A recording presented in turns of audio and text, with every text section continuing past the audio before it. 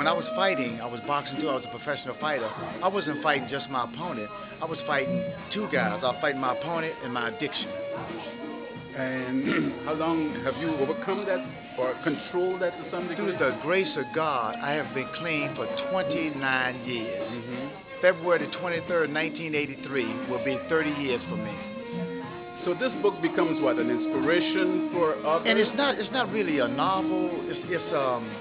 It's a self-help book because they have a lot of resources in for people, and they got some personal stories, including my story. Yeah. What has been the response to?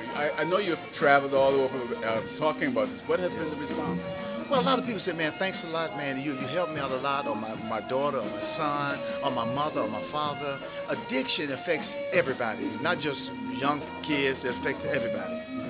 Well, before we started talking, you said you were ranked number 2 in the world. Right. What was that like? Well, when I was ranked number 2 in the world, my addiction was high too. I didn't think that I was an addict or an alcoholic. And I was fighting, I look at other people, and I said, wow, what do an alcoholic or addict look like? So when I was number 2 in the world, I was at full-blown drug addiction, a drug addict. Yeah. And what happened is that I lost my last fight, and I lost to the guys that I knocked out before.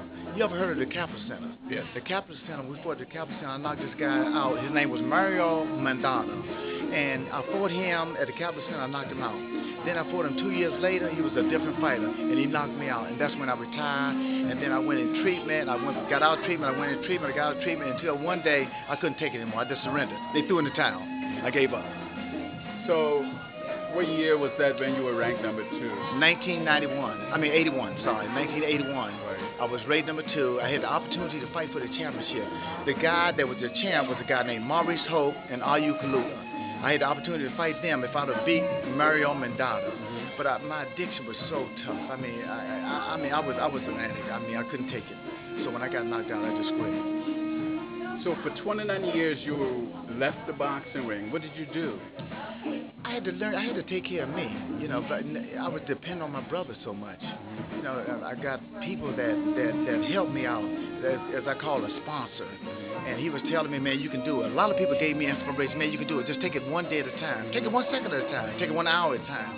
So as time went on, I kept doing it. I got a job, and I started training fighters, and I started working back with my brother, and going to meetings, going to people, getting help, talking to people. And then when I help people, I help myself. So I've been doing this for the last 29 years. When I leave here today, I'm going to work. I'm a substance abuse counselor. I'm certified level 1. So I've been doing, when I help people, I help myself. Are you then feeling the success of being a counselor? Are you helping the people in the D.C., Baltimore, D.C. area? Every day I feel good because when I go to work, I know that I'm helping somebody. And a year or two, they come to me, thanks a lot, Mr. Leonard. Thanks for helping me. Thanks for the group, Mr. Leonard. Thanks for showing me that I could hang in there. Because my thing is, never give up. Keep going, because you're going to have trials and tribulations in your life. It's going to be up and down. When it's down, you still got to hang in there. Just don't give up. When you give up, that's when you quit.